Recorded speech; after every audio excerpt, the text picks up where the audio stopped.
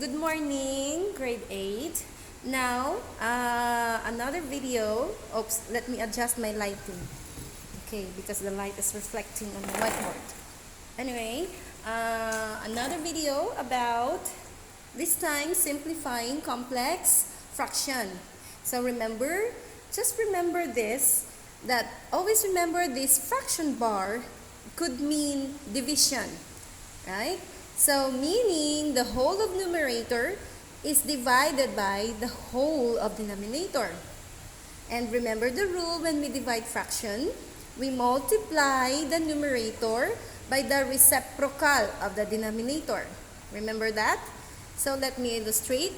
If you have 1 over 2/3, that means we divide, or let me change this, okay? Let me change. That means, say you have 6 here, all right? 6 over 2/3, or this means 6 divided by 2/3. So this also means that 6 will be multiplied by the reciprocal of 2/3, which is 3/2. Remember that rule in division or in dividing fraction? We multiply the reciprocal of our divisor. Okay, we multiply the dividend by the reciprocal of the divisor. Alright? This is the divisor. You get the reciprocal, which is 3/2, and then change the division symbol to multiplication symbol. So from there, okay, you can now do the cancellation method. So 6 divided by 2 is 3. 2 divided by 2 itself is 1. Only then you can multiply after cancellation. So 3 times 3 will now give you 9. That's the simplest answer. Alright? So there you go. Going back now to our example, let me erase this. I hope you understand now. So, in simplifying complex fraction, just remember the basic concept. The fraction bar is division. And then whatever your answer in the denominator, just give the reciprocal of that, multiply it to your numerator. But before you do that, since we are dealing with complex fraction, remember, if it is a complex fraction, either your numerator or your denominator or both contains the fraction itself, like the numerator has a fraction or the denominator has a fraction, or both the numerator and the denominator contain fractions. Alright? Now simplify first whichever is complicated or looks complicated. This time, the numerator is simpler, or is in simplest form, right?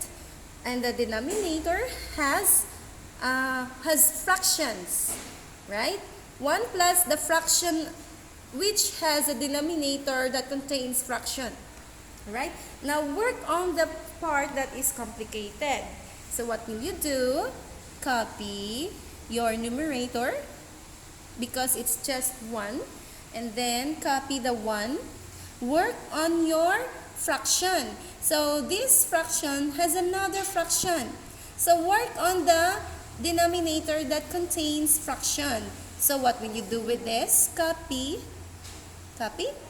and then simplify.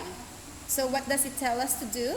It tells us to add 1 plus 1 over x. Correct? Now, remember the rule in addition or subtraction of dissimilar fractions. Find the LCD. What is the LCD of 1 and the denominator of 1 is still 1. The denominator here is x. So the LCD obviously is x. Right? Okay. So here, x.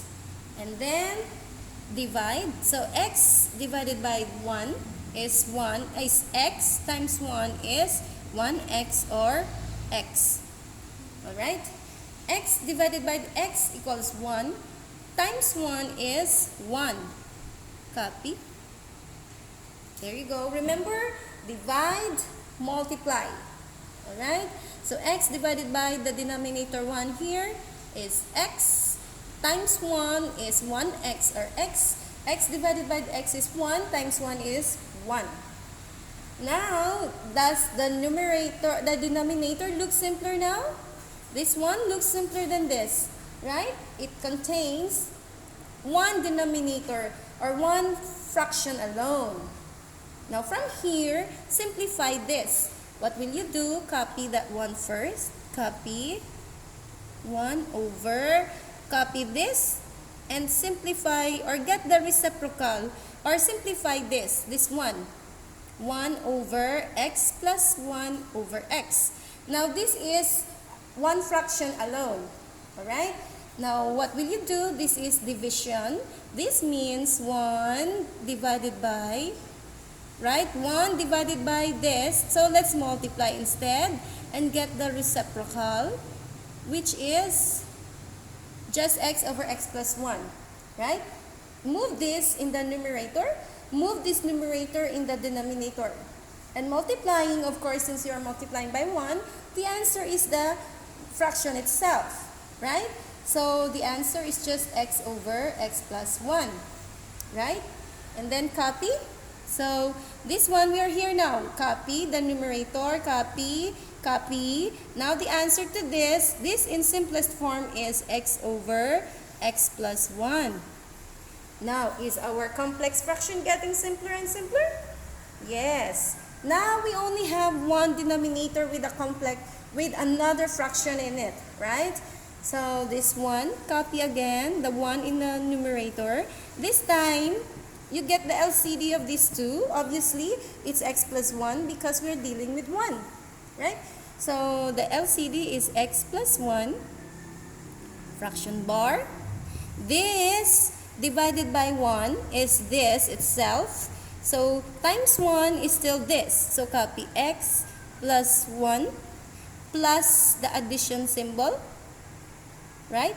And this x plus 1 divided by x plus 1 is 1 times x is x. Alright? Now, combine like terms. I will erase this one because I don't have much space. Okay, now, what will I do? Combine like terms. So, copy the 1 in the numerator, or maybe, I'll make an arrow, okay? Here. This goes up here, so I have enough space. Copy the numerator, and this one, combine like terms, x plus 1 plus x. So, how many x do you see? There are 2 x's. So, 2x. Oh, sorry. So, 2x, because x plus x, here x plus x will give you 2x plus 1. It doesn't have a partner, right? So, 2x plus 1 over x plus 1. There you go. Miss, can we cancel? No. Remember the rule? You don't cancel terms. You only cancel factors. Meaning, if it's already in closing parentheses, in factored form. These are written in, they are terms yet. They're still terms, see? They're separated by addition, not by multiplication symbol or the parentheses. Now, does this looks a little less complicated? Yes, it's less complicated than this one. Because our complex fraction has only one fraction now in the denominator. And remember the rule? So, the fraction bar is division. So, let's copy 1. And instead of dividing, we multiply by the reciprocal of 2x plus 1 over x plus 1, which is x plus 1 over 2x plus 1. There you go. So, multiplying 1, the answer is still x plus 1 over 2x plus 1.